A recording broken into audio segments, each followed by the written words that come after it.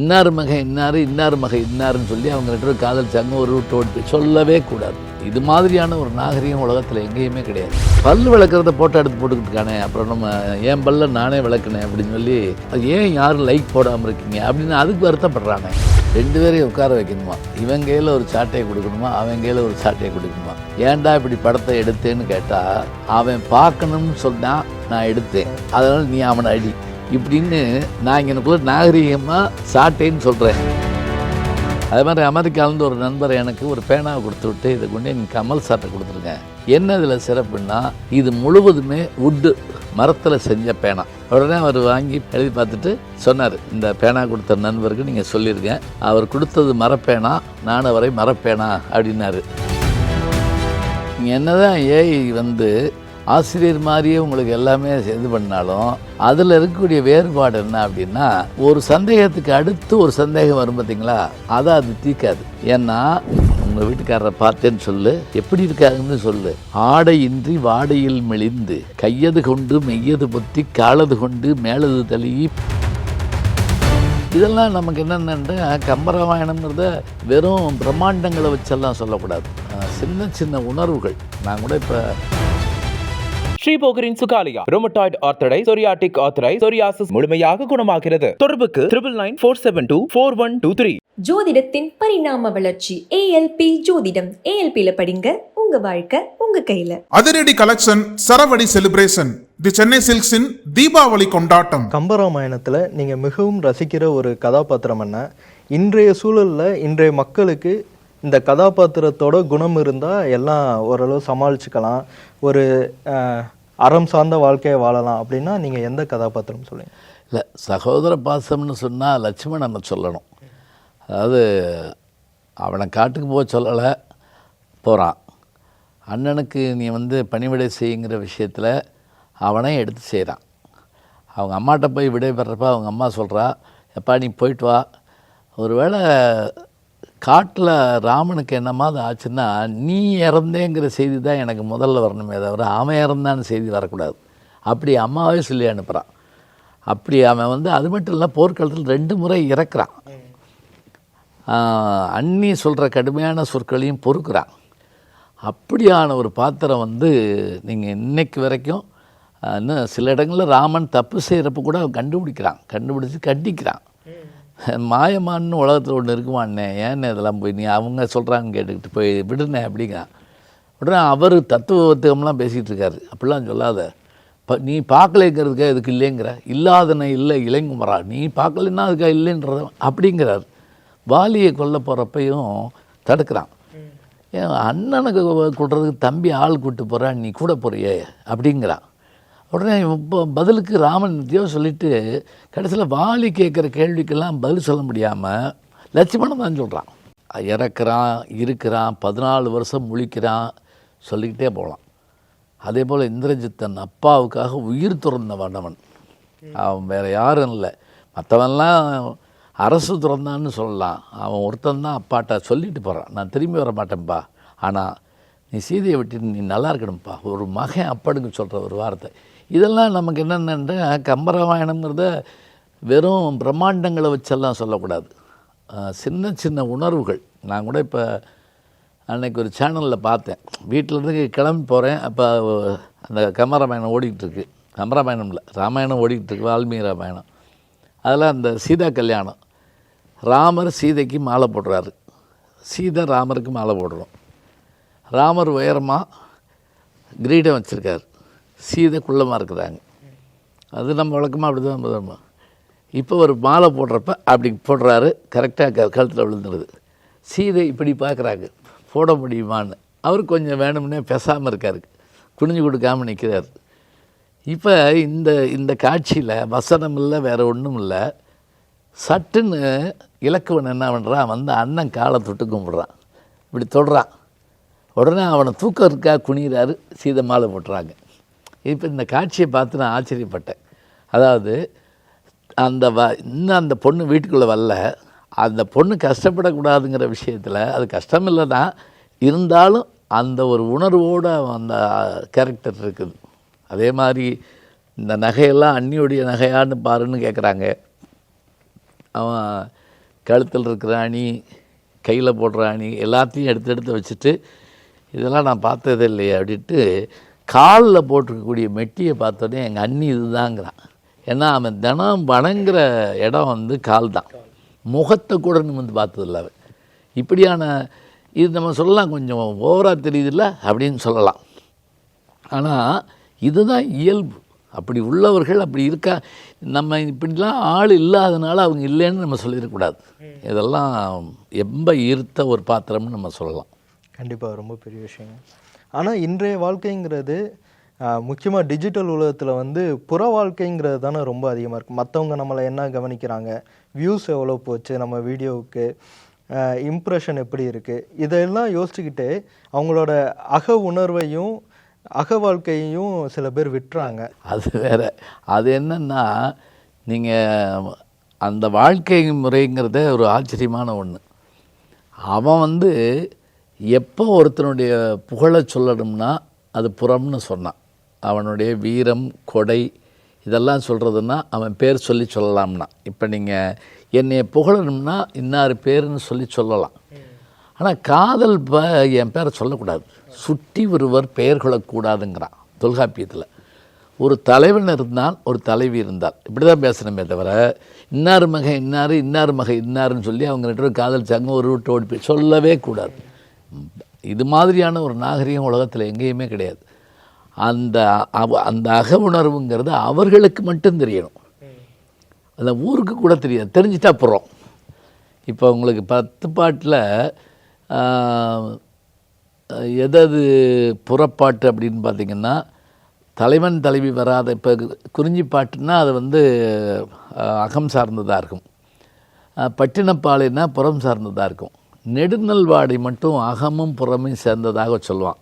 என்ன காரணம்னா அது அகம்தான். ஒரு இடத்துல வேப்பம்பூ மாலை அணிந்தங்கிற மாதிரி வந்துடும், அதனால் அது புறம் பேர் வந்துருச்சுன்னு சொல்லுவாங்க. இப்போ இதுதான் இன்றைக்கி இருக்கக்கூடியது. இதெல்லாம் என்னன்னு கேட்டிங்கன்னா, இவங்க தங்களை வெளிப்படுத்தி ஆகணும்னு நினைப்பில் உள்ளவங்க.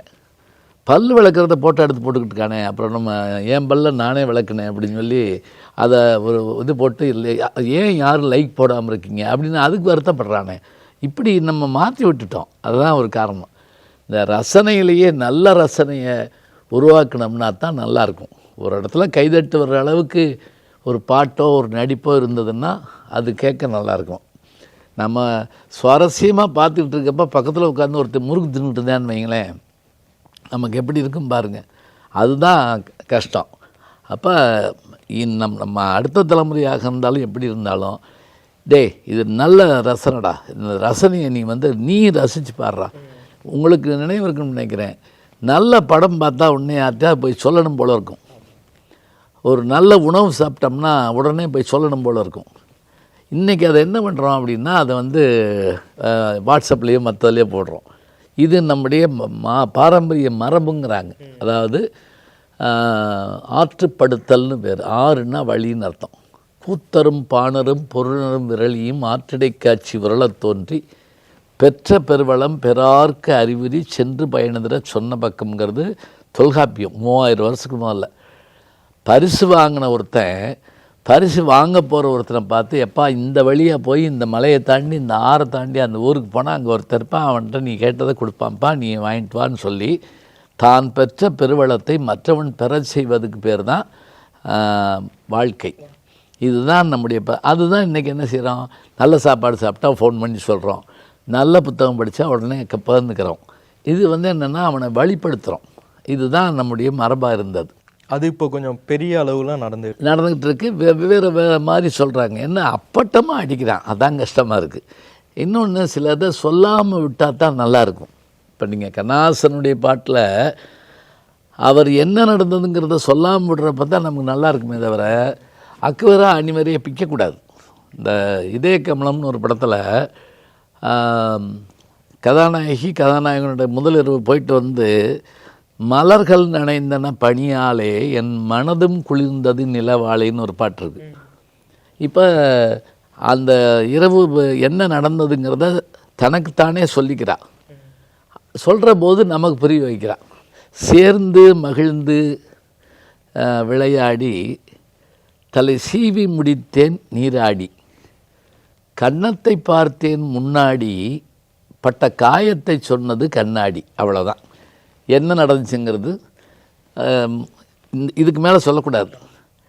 இப்போ போனேன், அங்கே நடந்தது அதுதான்.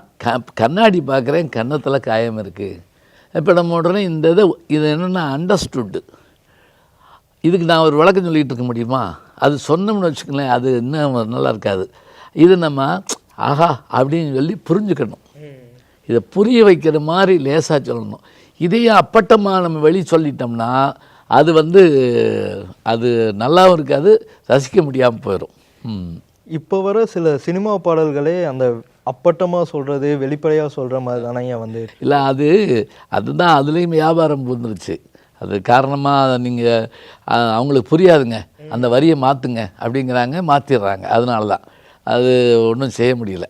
ஆனால் பாரதிதாசன்கிட்ட சொல்லுவாங்க, ஒரு தடவை அவர் ஏதோ ஒரு பாட்டில் ஒரு வரி எழுதியிருந்த போது அந்த இவர் ஒளிப்பதிவாளர் சார் இந்த ஐயா அந்த வரியை மாற்ற முடியுமா, அந்த லகரம் பதிய மாட்டேங்குது அப்படின்னு சொல்லியிருந்தோன்னே, நம்மளாக இருந்தால் கொடுங்க மாற்றி தரேன்னு சொல்லுவோம். அவர் சொன்னாரா அந்த மிஷினை மாற்ற அப்படின்னாராம்.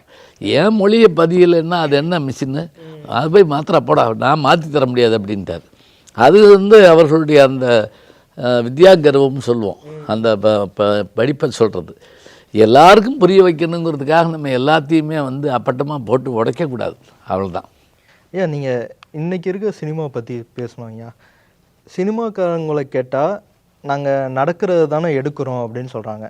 மக்கள் சினிமாவை பார்த்து தான் தெரியுதுங்கிறாங்க. இதை எப்படிங்க புரிஞ்சுக்கிறது? இல்லை, அவர் தீப்பொறி ஆர்வம்னு எங்கள் ஊரில் ஒரு பேச்சாளர் இருந்தார். அவர் இப்படி தான் சொல்லுவார்.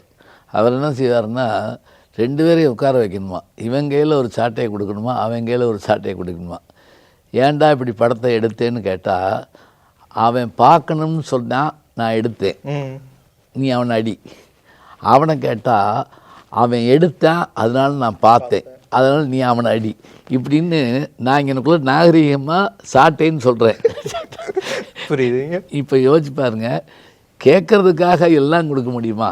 நம்ம பிள்ளை கரண்டில் கை வைக்கணுங்கிறது, அதுக்காக என் பிள்ளை ஒத்த பிள்ளை பெத்த பிள்ளை, அது என் ரத்தம், போய் வையே உன்னோட சேர்த்துல எழுத்துறோம். அதுதான் அதை நமக்கு நான் எளிமையாக சொல்லுவேன். பிள்ளை மண்ணை திங்குதுன்னா, என் பிள்ளை விரும்பி திங்கிற மண்ணை நான் வண்டியாக கொண்டு வந்து இறக்குவேன்னு சொல்லக்கூடாது. டே மண் நல்லா இல்லை, அதுக்காக எடுத்துன்னு வரல, இதை சாப்பிட்டு வரேன் பத்தியா. இதுதான் ரசனை மாற்றம். அவனுக்கு அதை சொல்லி கொடுத்துட்டோம்னா அவன் சரியான விஷயத்தை பார்த்துடுவான்.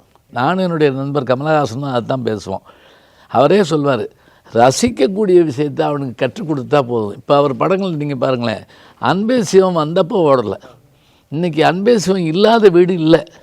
நான் வெளிநாடுகளில் அப்புறம் பார்த்துருக்கேன், எல்லோரும் சார் அந்த படம் பார்ப்போமா அப்படிம்பாங்க. நான் நேற்று அங்கே அந்த அவர் வீட்டில் பார்த்துட்டு வந்தேன் அப்படிமே. சும்மா இருக்கட்டுங்க, ஒரு சீனாவது பார்ப்போம்.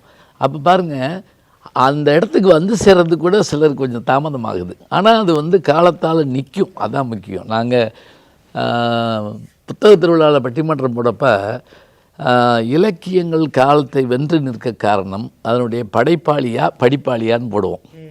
இதுதான் தலைப்பு. நான் அப்புறம் இங்கிலீஷில் விளக்குவேன். இந்த லிட்ரேச்சர்லாம் லாங் ஸ்டாண்டிங்காக நிற்க காரணம் அதனுடைய ரைட்டரா அதனுடைய ரீடரா அப்படின்னு என் நிலைமையை பாருங்கள் அப்படின்னு சொல்லிகிட்டு இருப்பேன். ஏன்னா அவனுக்கு ரெண்டும் ஒரே மாதிரி இருக்குன்னு சொல்லிவிடுவான்ல. படைப்பாளின்னா யார், படிப்பாளின்னா யாருன்னு தெரியாது. அதுக்காக அந்த மாதிரி. இப்போ திருவள்ளுவர் படித்ததுனால 2000 வருஷம் நிற்குதா, அதை காலங்காலமாக நம்ம படித்ததுனால நிற்குதா? இதுதான் அந்த இதோட செய்தி. இதை சொல்கிற போது அவங்களுக்கு அதை எளிமையாக சொல்லணும். இப்போ இவங்க கமலஹாசனுக்கும் உங்களுக்குமான உரையாடல் பற்றி சொன்னீங்க. நீங்கள் ரொம்ப நெருங்கிய நண்பர்கள், நீண்ட காலமாக பயணிக்கிறீங்க. அவர் பேசிய விஷயங்களில் ரொம்ப ரசிக்கக்கூடியதா, பரவாயில்ல இவ்வளோ இப்படி சொல்லிட்டாரு அப்படின்னு வியந்த இல்லை. அது தினம் நடக்கும். நாங்கள் தினம் ஃபோனில் பேசுகிற போது கூட, இப்போ நான் தினம் ஃபோனில் பேசுகிறேன்னு சொல்கிறது கூட கொஞ்சம் அதிகமாக தெரியும். ஆனால் நாங்கள் பேசுவோம். அவரே சொல்லுவார், எங்களை நான் அயல்நாட்டில் இருந்தாலும் உள்நாட்டில் இருந்தாலும் அவரையும் என்னையும் நேரமோ தூரமோ பிரித்ததில்லைம்பார்.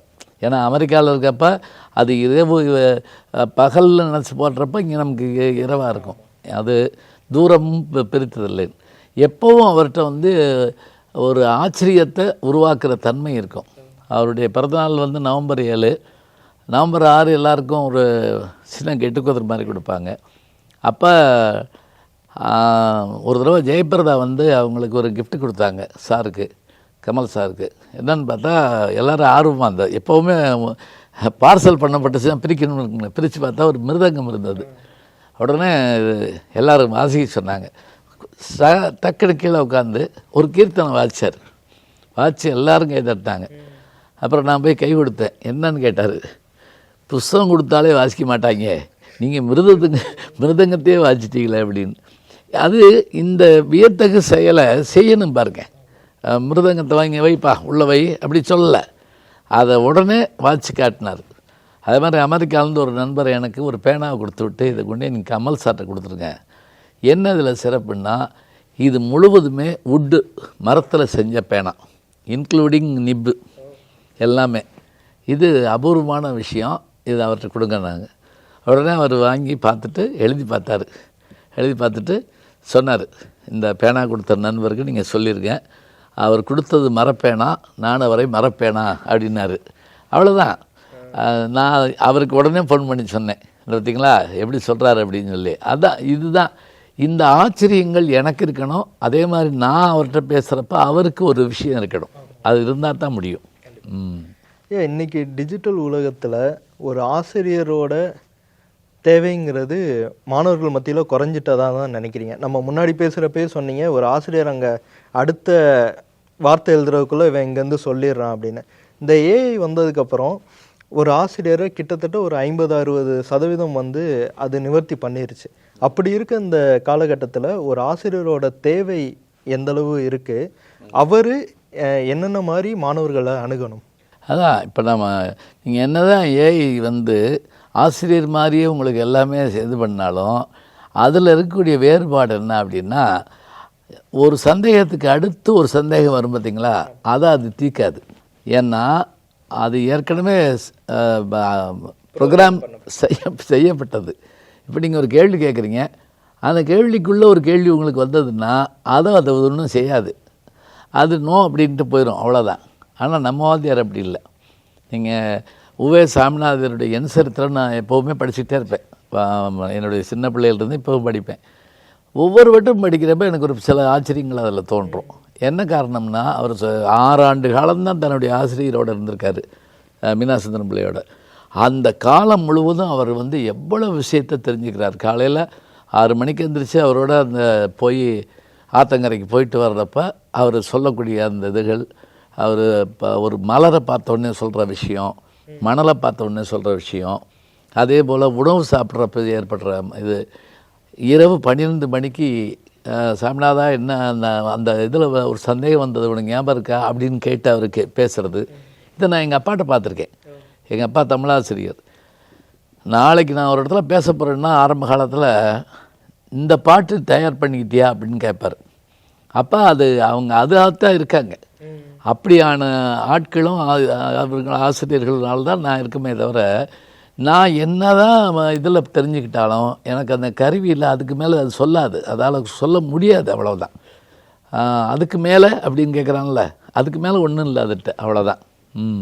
அந்த க்ரியேட்டிவிட்டிங்கிறது ஆமாம், க்ரியேட்டிவிட்டி இருக்காது. ஏன்னா இப்போ நீங்கள் ஒன்றும் இல்லை, நம்ம கூகுள் தர்றது எல்லாம் உண்மைன்னு யார் சொன்னா சொல்லுங்கள் பார்க்கலாம். ஏன்னா இன்புட் பண்ணவன் என்ன தப்பு பண்ணியிருப்பான்னு யாரு கண்டா? பாட்டு பிரிண்டிங் மேட்டர்லேயே தப்பு இருக்குது. மணப்பாறை மாடி கட்டி மாயவரம் ஏறு ஊட்டிங்கிற ஒரு பாட்டு கண்ணாசன் தொகுப்பில் பார்த்தேன், அதில் இருந்துச்சு. பட்டுக்கோட்டை கல்யாண சுந்தரம் தொகுப்பில் பார்த்தேன், அதில் இருந்துச்சு. எனக்கு ஆச்சரியம், இந்த 2 பேரும் நம்ம காலத்தில் வாழ்ந்தவங்க தான். ஆனால் 2 பேரும் எழுதலை அந்த பாட்டை. அது எழுதினவர் மருதகாசி. இப்போ பிரிண்டிங் மீடியாவில் தப்பு, இதில் தப்பு. அப்போ நம்ம என்ன பண்ண வேண்டியிருக்குன்னா, இது வந்து உவே சாமிநாதருக்கு இருந்தது. இந்த ஏட்டில் ஒரு மாதிரி, அந்த ஏட்டில் இது மாதிரி தேடி தேடி தேடி தேடி மேக்சிமம் சரியாக இருக்கிறத வச்சு தான் அவங்க தீர்மானிக்கிறாங்க. நீங்கள் பேசும்போது சொன்னீங்க, உவே சாமிநாதன் அவங்களும் மீனாட்சி சுந்தரம் ஐயா அவங்களும் மண்ணு பற்றி, தண்ணி பற்றி, இப்படி எல்லாத்த பற்றியும் பேசிக்கவங்க, அதெல்லாம் என் சரித்திரம் புத்தகத்தில் இருக்குன்னு. சங்ககால புலவர்களுமே இயற்கையை வந்து ரொம்ப பெரிய விஷயமா நினச்சாங்க, அதை அவங்க புகழ்ந்து புகழ்ந்து எழுதுனாங்க. ஆனால் இன்றைய காலகட்டத்தில் எல்லாத்தையுமே ஒரு பண்டமாக பார்க்க ஆரம்பிச்சிட்டாங்களே. தண்ணினா குடிக்கிறதுக்கான ஒரு பொருள், மண்ணுனா வீடு கட்டுறதுக்கான ஒரு பொருள், நம்ம இருக்கிறதுக்கான ஒரு, இப்படி இயற்கையை ஒரு பொருளாகவே பார்த்து பழகிட்டாங்களே. அதை எப்படி பார்க்குறீங்க? இல்லை, அவங்கள முதல்ல வெளியில் கூப்பிட்டு போனாங்க. சும்மா அவங்கள எங்கேயே உட்கார வச்சுட்டு அவங்க கையில் செல்லை கொடுத்துட்டு இருந்தேன் அர்த்தம்.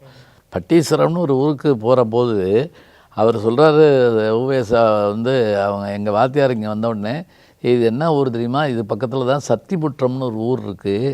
இந்த சத்திமுற்றம்ங்கிற ஊர் எதுன்னு கேட்டால், ஒரே பாட்டில் தமிழ் இலக்கியத்தில் பேர் பெற்ற ஒரே ஒரு புலவன் யாருன்னு கேட்டால், நாராய் நாராய் செங்கால் நாராய்ன்னு ஒரு பாட்டு எழுதின ஒரு புலவன். அவன் வந்து அந்த நாரை பறவையை வந்து எப்படி பார்க்குறான்னா, அதனுடைய கால் சிகப்பாக இருக்குன்னு பார்க்குறான், செங்கால் நாராய் சொல்லிட்டு நமக்கு அந்த அந்த பறவை எப்படி இருக்குங்கிறத காட்டுறதுக்கு அதனுடைய இப்படி மூக்கு வந்து இப்படி இருக்குது, நடுவில் நாக்கு இருக்குது. அதுக்கு அவன் ஒரு உதாரணம் சொல்கிறான். இப்போ நீங்கள் பனங்கிழங்கு சாப்பிட்ருக்கீங்களா? பனங்கிழங்கு கடையில் வாங்கி சாப்பிட்ருக்கூடாது. அது நீங்கள் அங்கே போய் அந்த விளையிற இடத்துல போய் பார்த்தீங்கன்னா அவிச்சு வச்சுருப்பாங்க.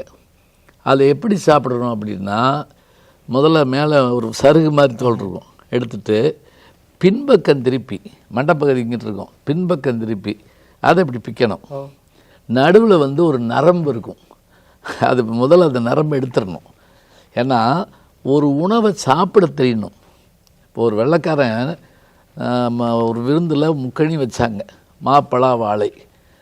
அவனுக்கு என்னன்னு தெரில, மாம்பழம் வாழைப்பழம் பலாச்சொலை வச்சுருக்காங்க. பக்கத்தில் இருக்கவன்ட்ட நம்மள்கிட்ட கேட்டான், இதெல்லாம் எப்படி சாப்பிட்றதுன்னு. அவன் பார்த்தான், இதுதான் அவனை பழிவாங்க நல்ல நேரம்னு சொல்லி வாழைப்பழத்தை எடுத்தான், உரித்தான், பழத்தை எடுத்து வாயில் போட்டான், தொழியை கொண்டு வெளியே போட்டான். இதே மாதிரி மூணையும் தின்னு அப்படி தான். அவன் என்ன பண்ணான், பலாச்சொலையை எடுத்தான், உரித்தான், சொலையை வெளியே போட்டு கொட்டையை தின்னான். தின்னா திங்கவே இதை போய் எப்படா முக்கணின்னு சொன்னாங்கன்னு சொன்னான். இப்போ அவனுக்கு சாப்பிட தெரில. இப்போ இந்த பனங்கிழங்கு அப்படி இது பண்ணால், இப்போ பாருங்கள், இதை பிக்கிற போது மேல் பக்கம் கீழ் பக்கம் நடுவில் அது நரம்பு இருக்குல்ல, பழம்படு பனையின் கிழங்கு பிளந்தன்னா பவளக்கூர்வாய் செங்கால் நாராய். இவன் இந்த நாரையை பிச்சு பார்த்துருந்தான்னா கூட இப்படி சொல்ல முடியாது. பழம்படு பனையின் கிழங்கு பிளந்தன்னா பவளக்கூர், பவளம்ங்கிறது அந்த நிறம், பவளக்கூர்வாய் செங்கால் நாராய். இந்த ஒரு பாட்டில் இது யார் சொல்லிக் கொடுப்பா சொல்லுங்க. அப்போ நீங்கள் படிச்சுட்டா போதுமா? இல்லை. இப்போ நான் சொன்ன மாதிரி பனங்கிழங்குங்கிற விஷயமே முதல்ல நீங்கள் உடனே திருப்பி கூகுளில் தட்டி பார்க்கணும், பனங்கிழங்குன்றாங்களே எங்கே இருக்குது அப்படின்னு சொல்லி. இப்போ இது சொல்லி, நீயும் நின் மனைவியும் தென்திசை குமரையாடி வடதிசை ஏகவீராயின் எம்மூர் சத்திமுற்றத்து வாவியில் தங்கி வீட்டு அட்ரஸ் கொடுக்குறாப்புற. நனை சுவர் கூரை கனை குரல் பள்ளி பாடுபார்த்திருக்கும் என் மனைவியை நோக்கி. வீட்டு அடையாளம் மழை பெஞ்சு ஒழுகி செவரு கீழே விழுந்திருக்கோம், பள்ளி சொல்கிற சத்தத்தை கேட்டுகிட்டே என் மனைவி உட்காந்துருப்பா. அவட்ட போய் உங்கள் வீட்டுக்காரரை பார்த்தேன்னு சொல்லு, எப்படி இருக்காங்கன்னு சொல்லு. ஆடை இன்றி வாடையில் மெலிந்து கையது கொண்டு மெய்யது பொத்தி காலது கொண்டு மேலது தழுவி பேழையில் இருக்கும் பாம்படம் உயிர்க்கும் ஏழையாளனை கண்டன் என்று சொல்லுவோம். இந்த பாம்பு பேழைக்குள்ளே பெட்டிக்குள்ளே இருக்கிற மாதிரி குளிர் தாங்க மாட்டாமல் கையை கொண்டு காலை கட்டிக்கிட்டு, காலை கொண்டு கையை கட்டிக்கிட்டு, மேலே ஆடை இல்லாமல் பாண்டி நாட்டு வீதியில் உட்காந்துருக்கான்னு போய் சொல்லு அப்படிங்கிறான். இந்த மாதிரியான இலக்கியங்களை நீங்கள் என்ன மேம்போக்காக படிச்சிருவீங்க சொல்லுங்க பார்க்கலாம். அந்த பாட்டு எழுதின புலவன் ஊருங்கிறாரு. போகிற போக்கில் யார் அவங்க வாத்தியார். சத்திமுற்றம் வந்து பட்டீஸ்வரம் பக்கத்தில். பட்டீஸ்வரம் எங்கனக்குள்ளே இருக்குது அப்படின்னு கேட்டால் சுவாமிமலை பக்கத்தில். சுவாமிமலை எங்கன்னா தஞ்சாவூரில் கும்பகோணம் ரோட்டில் இருக்குது. ஏன்னா இப்போ நம்ம என்னென்னா ஜிபிஎஸ் வந்த பிறகு அவன் வீட்டுக்கு கூட ஜிபிஎஸில் தான் போகிறாங்க. அது கடைசியில் சில இடத்துல நேரம் தப்பாகவும் விட்டுருது. இப்போ நான் மதுரையில் ஒரு தடவை ரேடியோ ஸ்டேஷன் போ அப்படின்னு சொன்னேன். ரேடியோ ஸ்டேஷன் எங்கே இருக்குதுன்னு கேட்டால் ஒருத்தன். உடனே நான் இது தமுக்க மைதானம் பக்கத்தில் இருக்குங்க. தமுக்க மைதானம் எங்கே இருக்குங்க? தந்தி ஆஃபீஸ் பக்கத்தில் இருக்குங்க. தந்தி ஆஃபீஸ் எங்கே இருக்குங்க? ரெண்டு பக்கத்தில் இருக்குங்க. சொல்லவே இல்லை கடைசி வரைக்கும். இப்போ தெரியலைங்கிற போது வேறு, ஒன்றுமே தெரியலைங்கிற போது என்ன தான் செய்வீங்க? அதுதான் கஷ்டம். அதனால் ஒரு சின்ன சின்ன இடமாவது சொல்கிற போது அதை உள்வாங்கக்கூடிய அளவுக்கு சொல்லணும். அதுதான் உண்மை. ஐயா, ஒரு நல்ல விஷயம் வந்து பல விஷயங்களை ஞாபகப்படுத்தும் அப்படின்னு சொல்லுவாங்க. இப்போ நீங்கள் சொன்ன விஷயங்கள் வந்து வேள்பாரி புத்தகத்தில் அந்த நாவல் பழத்தை வச்சு ஒரு கான்வர்சேஷன் நடக்கும். அந்த இது அப்புறம் சோழவந்தானுக்கும் மதுராந்தகத்துக்கும் என்ன தொடர்புன்னு நீங்களே சொல்லியிருக்கீங்க. அந்த மாதிரி நிறைய விஷயங்கள் ஞாபகம் வருது. ரொம்ப நன்றிங்க அதுக்காக. நல்ல விஷயம். இல்லை, இதை நீங்கள் சேர்த்து பார்க்குற அளவுக்கு நீ படிச்சிருக்கீங்களே, அதுவே பெரிய விஷயம். நன்றி.